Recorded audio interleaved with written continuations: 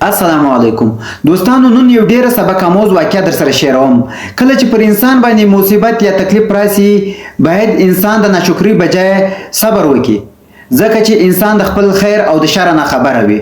بعضې اوقات دا پریشانی او دا مصیبت د انسان لپاره یو د امتحان ذریعه وي، یا بعضې اوقات دا د انسان لپاره په خیر کې تمام سي. نو دا ویډیو پوره را سره وګورئ.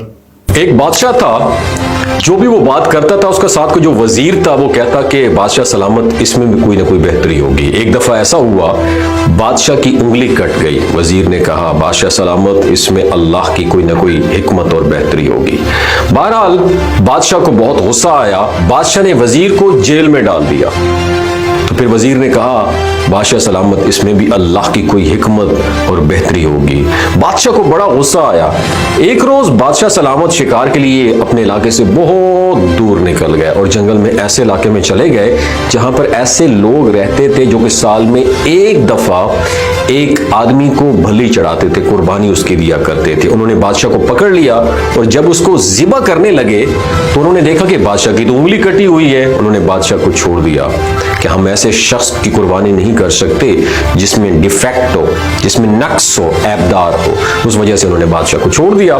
بادشاہ واپس آتا ہے، وزیر سے بہت خوش ہوتا ہے، اس کو بلاتا ہے اور کہتا ہے واقعی اللہ کے ہر کام میں اللہ کی کوئی نہ کوئی حکمت پوشیدہ ہوتی ہے، کوئی بہتری ہوتی ہے. میری انگلی کٹی تھی، میری جان بچ گئی. جب میں نے تمہیں جیل میں ڈالا اس وقت بھی تم نے یہی کہا تھا. تمہارے جیل میں جانے میں کیا بہتری تھی؟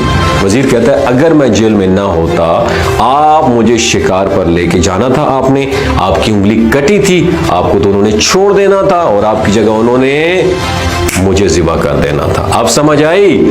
اللہ کے ہر کام میں بہتری ہوتی ہے. دوستو، بات کرنے کا مقصد یہ ہے کہ تقدیر کے لکھے پر کبھی بھی شکوہ مت کرنا. ہم اتنے عقل مند نہیں ہیں جو رب کے ارادے کو سمجھ سکیں.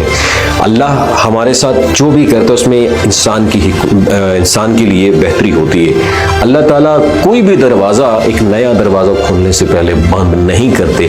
اس وقت ہمیں یہ سمجھ آ رہا ہوتا ہے کہ ہماری سپیڈ، ہماری پروگریس، ہماری ترقی کے راستے میں جو ہرڈل، رکاوٹ، یہ جو تکلیفیں سامنے آئی ہیں، کاش یہ نہ ہوتی تو میں بہت آگے نکل چکا ہوتا. لیکن میرا رب ایک ماں سے 70 گنا زیادہ انسان سے محبت کرتا ہے، تو اس کو کبھی بھی تکلیف میں اس لیے ڈال دیتا ہے کبھی کبھار کہ اس کو نئے ٹریک پہ لانے کے لیے، اس کو ترقی کے نئے افق اور ہوریزن کھول دیتا ہے تاکہ وہ اپنی زندگی میں مزید گرو کر سکے.